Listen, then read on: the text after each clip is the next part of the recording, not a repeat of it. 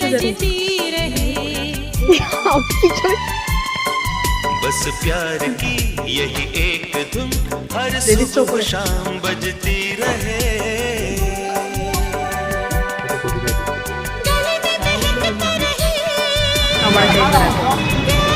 একটা রিল বানাবো তার জন্য।